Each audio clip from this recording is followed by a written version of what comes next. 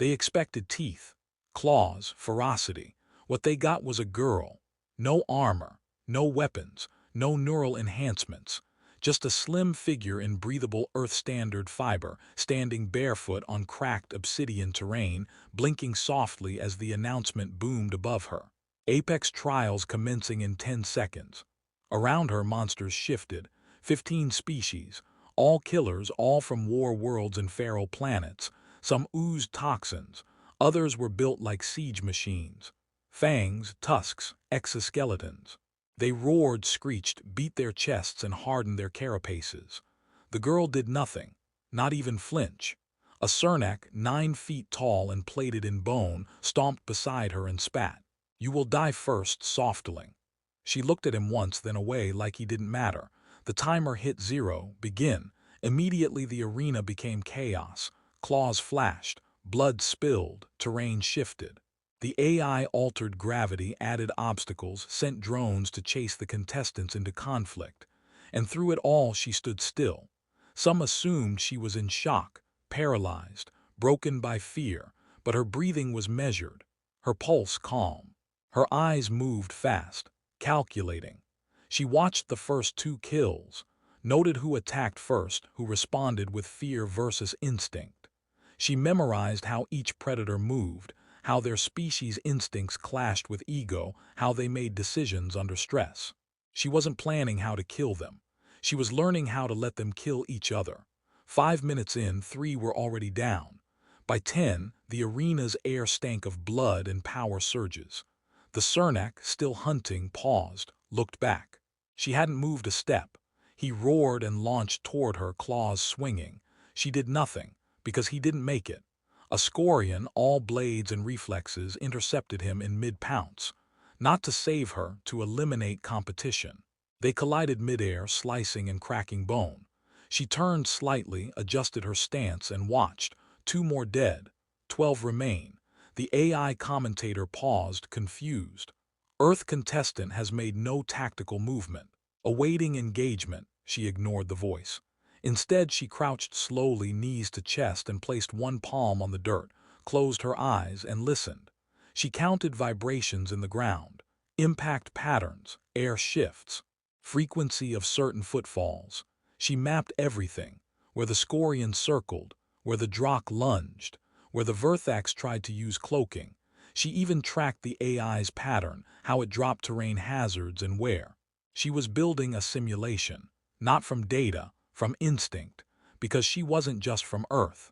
She was born on a Tier 6 death world, raised in storms that ate satellites, forests where predators evolved weekly, a planet where stillness wasn't weakness, it was survival. A Hudrock spotted her. 4 legs, 6 eyes, acid spit, it charged. She moved for the first time, 1 step left, not a dodge, a redirection.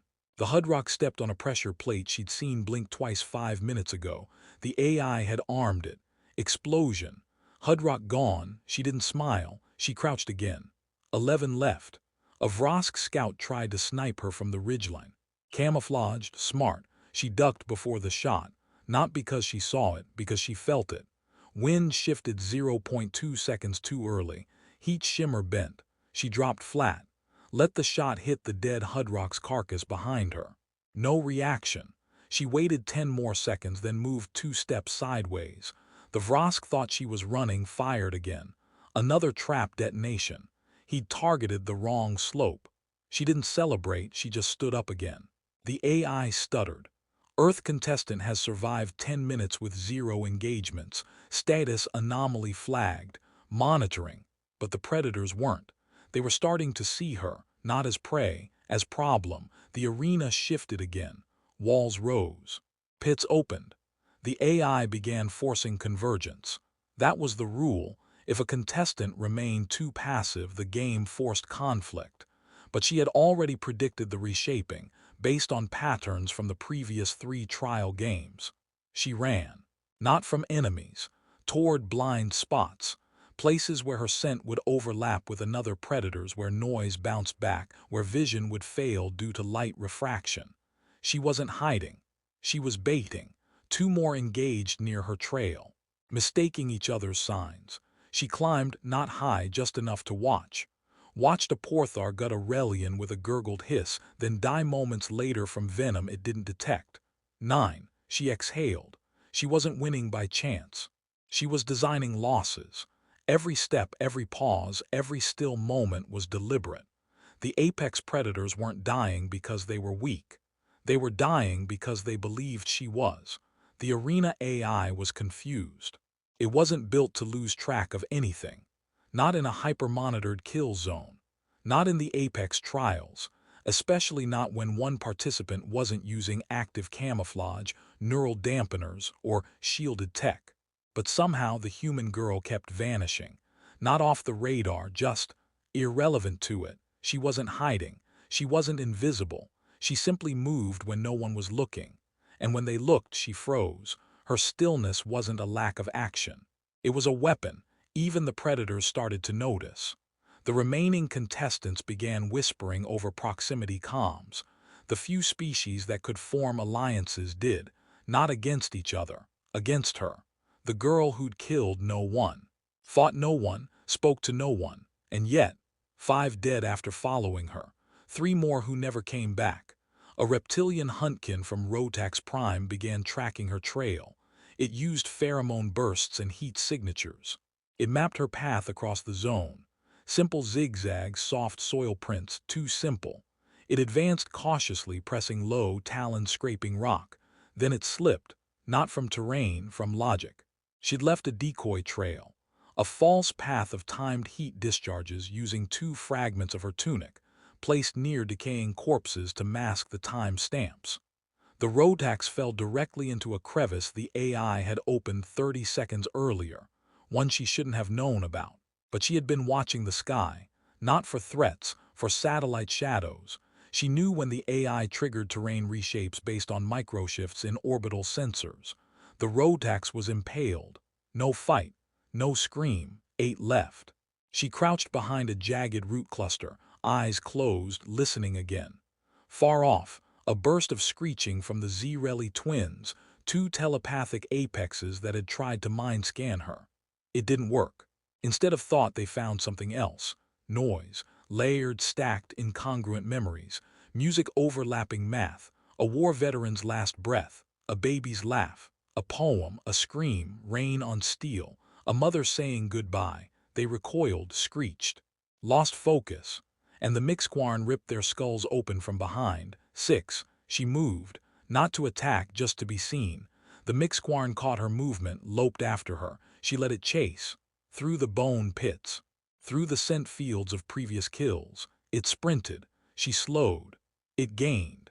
Then she vanished behind a thermal mirage. The Mixquarn charged forward and caught a burst of its own acid trap, misfired earlier and now reset by the AI. It screamed as its armor melted, flesh hissed. It collapsed. She didn't watch it die. She'd already pivoted. 5. Now the arena changed again. The AI triggered final convergence. All remaining predators were marked. Their locations broadcast. No more hiding. No more waiting. She was placed dead center. Everyone else was coming to her. 3 began moving immediately. The 4th paused, a Kelari pack leader. He watched her from 2 kilometers out, zoomed in on her image. She stood still again, not frozen, not defensive, just present. He hesitated. Something's wrong, he said to no one. He reviewed her path. No kills, no chases, no traps triggered. And yet the scoreboard didn't lie. Only 5 remained. She was one of them. The other predators didn't care.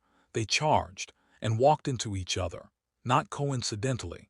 She'd baited the AI into forcing this exact convergence. She'd remained central for the past 6 minutes. She knew the system would prioritize central threats for convergence arcs.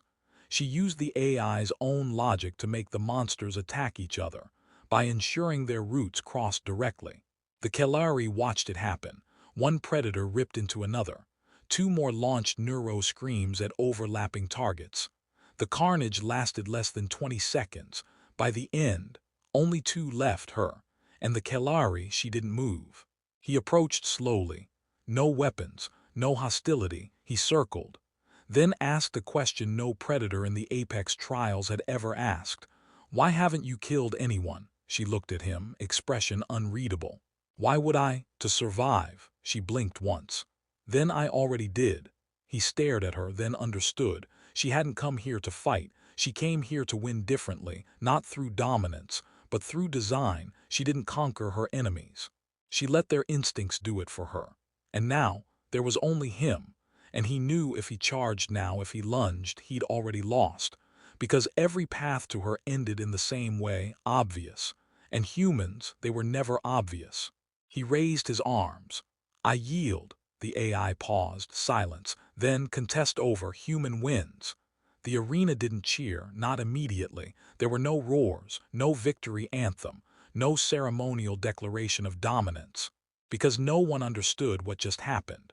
One by one, the judges leaned forward in their observation booths, reviewing live feeds and backups, searching for anomalies. They found none. No rules broken. No external interference. No unseen technology. And yet she had won, against creatures bred for blood, evolved for murder, trained for survival on planets that made death a daily routine. The girl from Earth stood in the center of the battlefield, breathing evenly, the last survivor of the Apex trials. A child of a death world who had moved less than any contestant in the event's entire history, and still emerged untouched. The broadcast exploded across galactic networks. Human outmaneuvers Apex kin. Deathworld tactics redefine predation. Did we just see the end of the trials? Conspiracy theorists raged. There must have been tech. She was modified. The AI was corrupted. But when Earth submitted her neural scan logs, heart rate, brain activity, and chemical markers, one truth was undeniable. She never left baseline. No performance enhancers, no overrides, no kills. The predators had beaten themselves because she let them. The Kalari, the only one spared, was brought in for debrief. He spoke only once. She played us all, not through strength. Through patience, we never stood a chance. The Galactic Apex Council demanded a meeting with the Terran delegation. Earth sent a simple file, no diplomat, no translator, just a phrase. If stillness unnerves you, wait until you see what happens when we move. The arena masters held an emergency summit. The trials had been a tradition for 12,000 years, meant to crown the most dangerous natural species in the known galaxy. Now the title belonged to a girl who didn't lift a weapon. Sponsors pulled out. Broadcast syndicates rebranded. Some called it evolution. Others called it humiliation. The apex predators began asking questions they never asked before. What is a human, really? How did they develop such restraint? What else are they hiding? Because it wasn't just that she'd survived. It was how she made them act like prey. Not once did she raise her voice. Not once did she show aggression. She simply allowed every other creature's instinct to outpace its reason. They realized too late this wasn't dominance. This was psychological annihilation. On death worlds, humans didn't just survive predators. They learned how to predict them, outlast them, redirect them. And now the whole galaxy had witnessed the result. For the first time since the trials began, no one applauded the winner. They feared her, not because she killed, but because she didn't need to. The girl was offered interviews, contracts, genetic study, weapon research. She declined them all. In her only public message, she said one thing. If you have to kill to win, maybe you weren't winning anything worth having. Then she vanished. Some said she was taken by Earth's intelligence core. Others claimed she was a myth, an experiment, a ghost story for apex species. But one detail remained consistent in every report. She never ran, never looked over her shoulder, because she knew predators look for motion. But humans, we watch for patterns. And by the time you notice us, we're already rewriting the rules. For 48 hours after the coordinated strikes, the galaxy said nothing, because no one knew who was left to speak. Jerikai space was silent. Their military dissolved. Their leadership, untraceable. Of the 57 systems struck, all were dark, not occupied, not converted, not claimed, just quiet. Human fleets had already left. They didn't linger. They didn't broadcast a declaration. They didn't install governance. They did exactly what they came to do, nothing more. That terrified everyone more than the destruction itself. The compact convened behind sealed doors. Emergency session. Closed comms, every surviving diplomat shaking with quiet restraint. There were no demands to retaliate, no pride, no speeches. Only one question echoed across the chambers. What does Earth want? For centuries, that answer was predictable: trade, data, territory, recognition. Now, they weren't sure Earth wanted anything. That made it worse. You could bargain with greed. You could negotiate with ambition. But with a species that asked for nothing, you prayed they stayed quiet. On the 432nd day after the ESV genocide, Earth transmitted a message. One message. 6 seconds. Broadcast on every channel, every spectrum, every system. We asked for peace. You answered with silence. Now you understand the difference. Nothing followed. No conditions. No requests. Just the truth, delivered in a voice that sounded like no one and everyone. A voice chosen not from Earth's diplomats or military, but from the colonist registry. A woman from ESV killed during the attack. Her voice. Her final logs, edited into 6 seconds of judgment. The council stopped all movement that day. The High Empire suspended military exercises. The Meldari envoy resigned. Entire species purged anti-human propaganda overnight, because that voice wasn't warlike. It was calm, measured.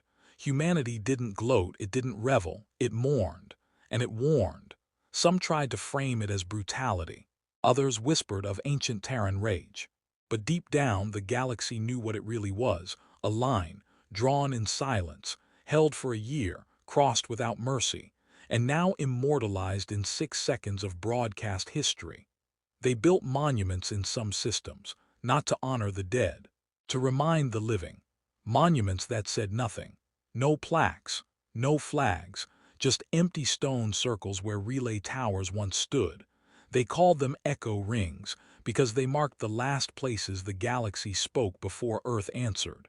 Every civilization that survived now studied Terran history like scripture, not to fight them, to avoid misunderstanding them again, because humanity never wanted conquest, but when forced to respond, they did not conquer, they ended.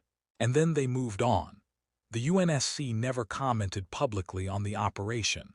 No human general gave interviews. No soldier leaked footage, because there were no medals, only silence, just like before, just like always. In one forgotten border station, long after the story faded, a trader asked an aging Terran officer, "Why 12,000 ships?" The officer stared at him a moment, then finally said, "Because we had more."